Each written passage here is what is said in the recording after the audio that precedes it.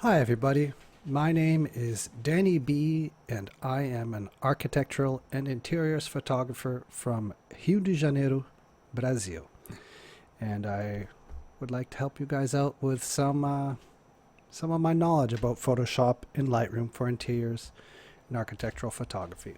We will not be looking at this photo today. We will be looking at this series of interiors photos, and I would like to show you guys a tip on exposure blending that has helped me out quite a bit.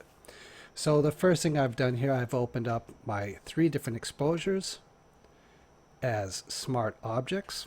I always use -2, 0, +2 exposure bracket.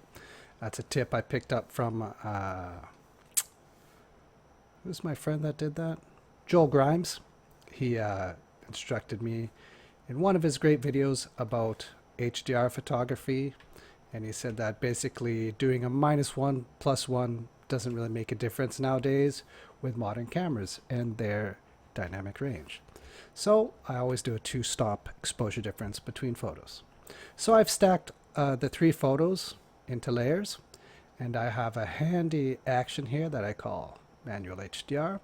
What that does is just stacks them in the order I want and adds black masks to each layer, and also applies a luminance masking action that I picked up from OH Luminance Masks.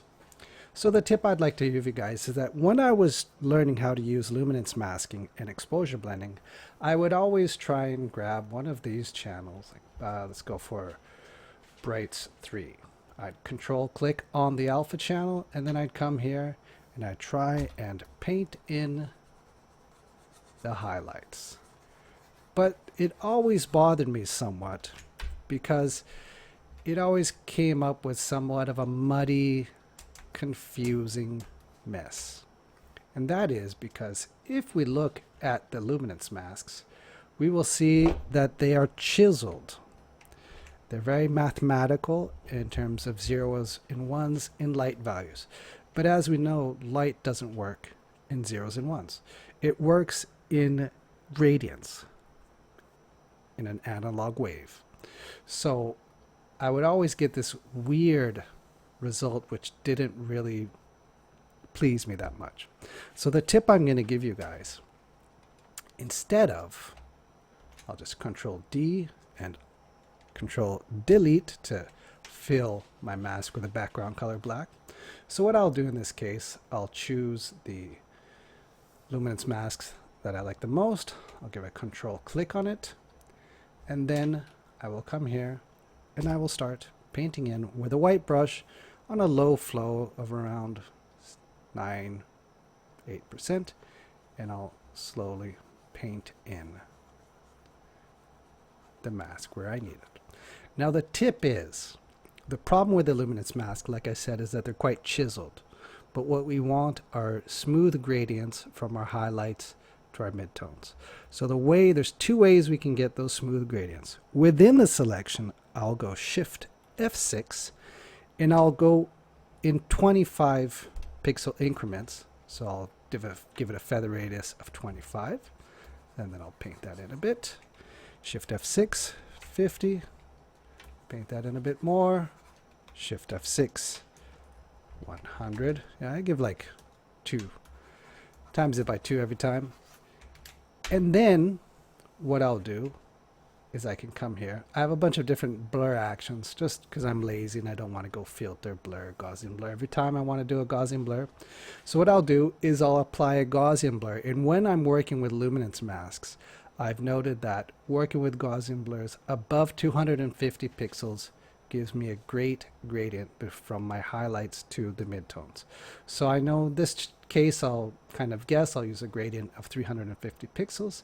So I'll just give that a play, give it another one, and now we see we have a nice gradient. It darkened a bit that area. What I can do to resolve that, I like opening up my files as smart objects because I can come here, click twice on the smart object, and it'll open up that photo within Camera Raw. So I have a preset for some reason wasn't applied on this photo. So I'll apply my preset, and what I'll do here is, this is actually, I think I picked this up from McIntyre, one of his tutorials. I'll brighten up this with exposure. I'll take down the highlights a bit, and I'll bump up the shadows. At the same time, I'm going to come here in detail, and I'm just going to do a bit of noise reduction as well, just so that those shadows I bumped up don't get way too noisy. I'm going to take that a bit further. We can take that exposure around there and give me those highlights back. So what this will do, this will help out with that gradient, because I've compressed the file so that the blacks aren't so dark, the shadows aren't so dark, the midtones are near to the highlights. So I'll give that an OK, and we'll see that it'll give me a better gradient within, there we go, from the shadow to the highlight. Let's see if for some reason my preset didn't apply here. No, it didn't as well.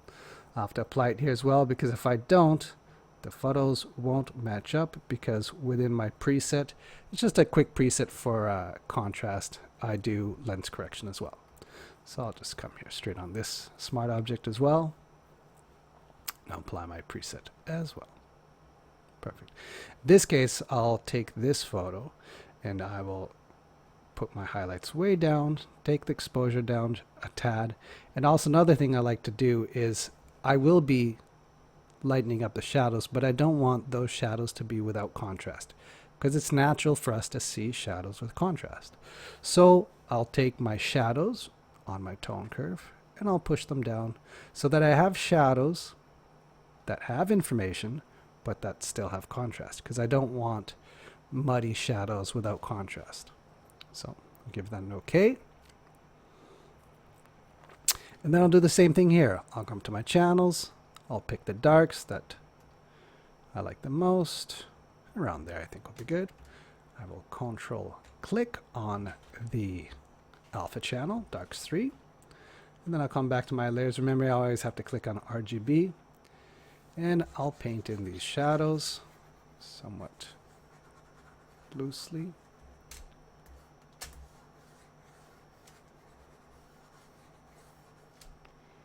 Okay. See if my Photoshop doesn't freeze up. Paint a bit of the chair back in. Remember, Shift F6. I'll take that to 25. Paint that in a bit more to give me those nice gradients between my shadows and my midtones. Shift F6. 50. Give that again. And as a finishing touch, I'll give it a bit of blur. In this case, I'll go with 250. Perfect. As you would say in Portuguese, show. So here's my after and before. These highlights here, this white area, I'm not really liking it too much. It got darkened a bit with my blur. That shouldn't be a problem. I can always look here in my highlights. There we go. That one should be good. Control click, and then I'll give it a Control Shift I for an invert, to invert my selection. Then I can come here, B for brush, X to change my background color to my foreground color, and I'll just slowly brush back this shadow area so I'm not darkening down those highlights as much. There we go. That's much more natural. Another thing I can do, I think my base file needs a bit more contrast. So I'll come here into my base exposure, and I'll come into my tone curves. I am darkening the darks, lightening my lights, shadows, and I'll even come here, go to my basic panel, and give it a tad bit more texture, just to give it a bit more crunch. And here, let's see what my white balance, 5,000, but that's not very green. I'll put that back to 0. So that's another great tip, is always work with smart objects while you're doing your exposure blending, because it'll give you that flexibility to change things as need. Like here I'm seeing this headlamp here, it's not really that great. Instead of trying to work with my exposure blending, I can just come in here, give me a quick radial mask. I'll go to radial gradient. I'll just give a quick one right here. Click Y to take off that. Take this out of the way. I'll just bring down those highlights a bit. Bring down the exposure a bit as well. Another thing I want to do, I like this warm tone, but I don't want it to be so exaggerated.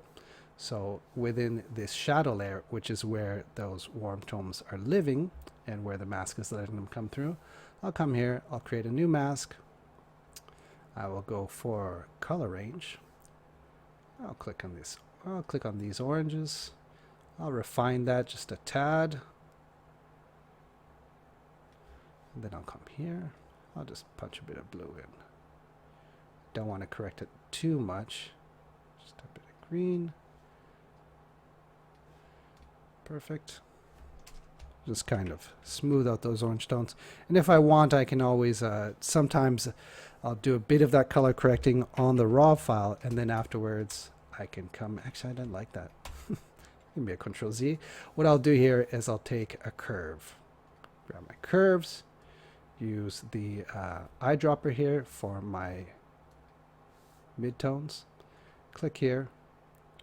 That will correct all of those oranges. Then I have a quick little action here. You can see I love actions. I go into blend, then I have my action for color. All this does is inverts my mask to black and opens up for me my color range. And then I'll choose those oranges. I have my localized color clusters. I'll give that fuzziness, I'll punch that up a bit. Perfect. I'll include this lamp shade here. I'm shift clicking to add areas to my selection. Give me an OK. I'll create my selection. I'll click on the mask. Come in with my brush. Paint that in a bit. Obviously, it's way too strong. So quick tip that I give. When we use luminance masking, I like to work with a range of above 200 pixels for my Gaussian blurs. When I do color correction, to give me those same gradients between what I've selected and the areas I don't want selected, I will normally use around 20 pixels for a blur. So just give me a quick few clicks on this 20 pixels, and then I'll come here in the opacity, bring that back, just to take a bit of that orange out. Perfect. So that is today's tip on how we can use.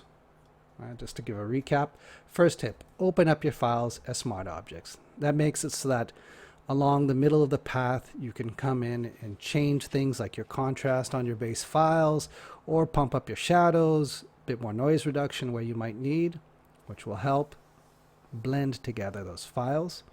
Second, when you use your channels, make a selection via the channel, paint it in a bit, and then feather that selection so that within the selection you have those nice gradients between your highlights and your midtones. And then you can apply a blur afterwards on that entire selection to smooth out those luminance masks even more to give you a more natural look. And also, sometimes I do a 1-2 punch. I'll blur it and then I'll apply a bit more of that same luminance mask.